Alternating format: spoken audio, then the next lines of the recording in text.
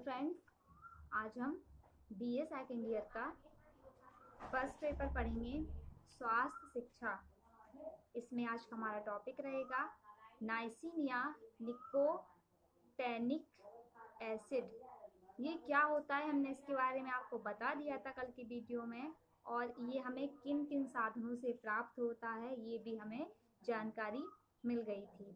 अब आज हम लिखेंगे नाइसिन या निकोटेनिक एसिड के कार्य। तो इसके कार्य में हेडिंग में लिखेंगे, फर्स्ट पॉइंट्स में रहेगा। फर्स्ट पॉइंट में लिखेंगे वसा के संश्लेषण तथा ग्लूकोज के उपयोग में सहायक होता है। सेकंड पॉइंट में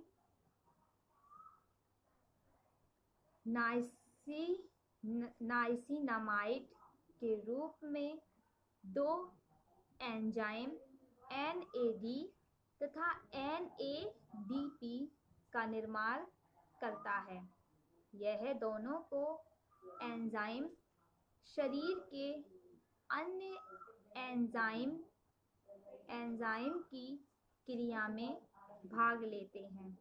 थर्ड पॉइंट में त्वचा, नाड़ी संस्थान, पाचन संस्थान को क्रियाशील बनाए रखता है।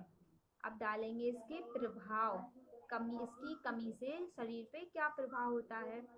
तो लिखेंगे नाइसिन की लगातार कमी से पेलाग्रा नामक बीमारी होती है।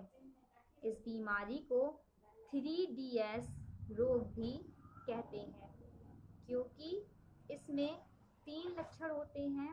पहला चर्म कोप ड्रीमेटिस, तीसरा सेकंड अतिसार डायरिया, और थर्ड पागलपन डिमेनेटिया। सबसे पहले अतिसार संबंधी, फिर चर्म कोप, फिर पागलपन के लक्षण दिखाई देते हैं। इलाज में देर तथा अभाव का परिणाम मृत्यु होता है। अब फर्स्ट हेडिंग थी ना जो हमारी अतिसार, इसमें लिखेंगे पाचन संस्थान संबंधी अनियमितता होती है। जीभ, होंठ गहरे लाल रंग के हो जाते हैं। खाना खाने और निगलने में परेशानी भी होती है। जी मचलाना, उल्टी होना, भारीपन भी महसूस होता है। अतिसार की शिकायत हो जाती है। मल में रक्त तथा म्यूक्स आने लगती है। रक्तलापता की शिकायत भी हो जाती है। कमजोरी, जल्दी थक जाना, पीठ में दर्द, भूख ना लगना, शारीरिक स्वास्थ्य कमजोर होना। तो ये होती है अतिसार के इसके लक्षण। अब डालेंगे चर्म कोप। तो चर्म कोप में फर्स्ट पॉइंट में शरीर के जिन भागों में सूरज का प्रकाश पड़ता है वो हिस्सा लाल हो जाता है, वहां सूजन आ जाती है। सेकंड में त्वचा में खुजली और जलन भी होने लगती है। नेक्स्ट पॉइंट, त्वचा का रंग बदलकर गहरा लाल हो जाता है, उस पर पपड़ी जमने लगती है। लास्ट फोर्थ पॉइंट में त्वचा का रंग बदलकर त्वचा पतली तथा झुर्रीदार हो जाती है। अब थर्ड हेडिंग पागलपन, इसमें चिंता, तनाव, मिजाज में चिड़चिड़ापन आ जाता है। सिर दर्द, नींद का ना आना बढ़ने लगता है। स्मृति कमजोर होने लगती है। हाथ पांव कांपने लगते हैं। बेहोशी तथा पागलपन के दौरे पड़ने लगते हैं। पेलाग्रा का भयानक रूप मृत्यु ही है। अब इसकी प्रतिदिन की मांग कितनी होनी चाहिए, तो राइबोफ्लाविन के सामान्य नाइसिन के लिए भी विश्व स्वास्थ्य संगठन WHO ने 6.6 मिलीग्राम प्रति 1000 कैलोरी की मात्रा बताई है।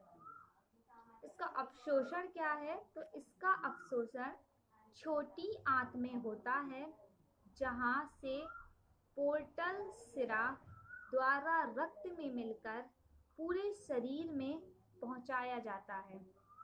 कोशिकाओं में पहुंचकर को एंजाइम NADP में बदला जाता है।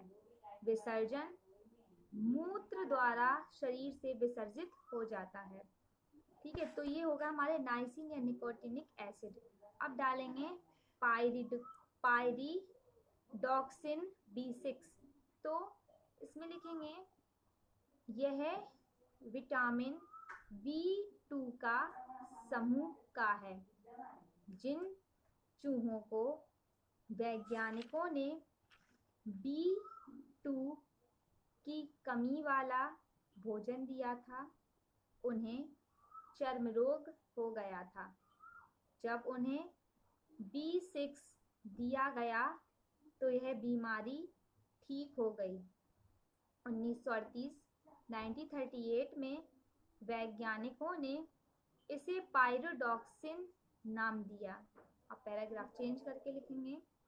1938 में गेयोर्गी तथा साथी वैज्ञानिकों ने प्रयोगशाला में B6 को स्वतंत्र रूप से प्राप्त किया और इसके 3 रूप बताए: पायरिडॉक्सिन, पायरिडॉक्साल और पायरिडॉक्समिन। इसकी कमी से नाड़ी संस्थान संबंधी विकास तथा मांसपेशियों में दर्द तथा संकुचन पाया गया। अब लिखेंगे इसकी विशेषताएं।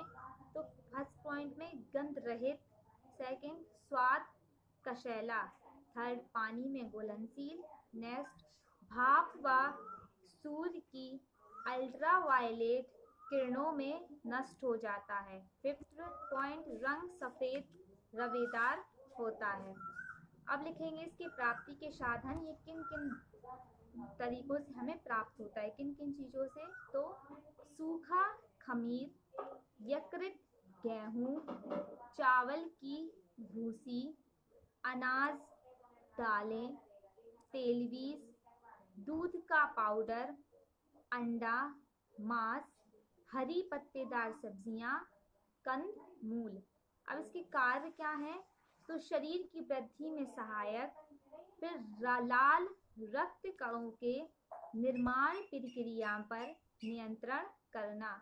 इसकी कमी से बॉडी में क्या प्रभाव होता है, क्या इफेक्ट पड़ते हैं? तो त्वचा, आंखों के नीचे, नाक, मुंह के आसपास घाव हो जाते हैं, जी मचलाना, उल्टी होना, कमजोरी और चक्कर आना, रक्तलापता की शिकायत हो जाती है, नींद न आने की शिकायत, भूख की कमी, होंठ जीभ पर छाले पड़ जाना, आंखों का लाल होना, नाड़ी संस्थान में दोष आना और चर्म रोग हो जाता है। लास्ट पॉइंट में बच्चों में चर्म रोग हो जाता है जिसे एक्रोडेनिया कहते हैं, जिसमें बच्चे की भूख मर जाती है, मांसपेशियों में तनाव होने लगता है, कभी कभी बेहोशी आ जाती है। इसकी प्रतिदिन की मांग क्या है? 1 से 1.25 -2 मिलीग्राम पायरिडॉक्सिन B6 रोज मिलना चाहिए। स्वस्थ प्रौढ़ व्यक्ति को गर्भ अवस्था में 2.5 मिलीग्राम, धात्री अवस्था में 2.5 मिलीग्राम, बच्चों को 4 से 1.2 मिलीग्राम प्रतिदिन आवश्यक है। इसका अवशोषण छोटी आंत में इसका अवशोषण होता है। इसका विसर्जन किस तरीके से होता है, हमारे शरीर से किस प्रकार कार्य बाहर निकलता है। तो मूत्र द्वारा अतिरिक्त B6 से बाहर हो जाता है।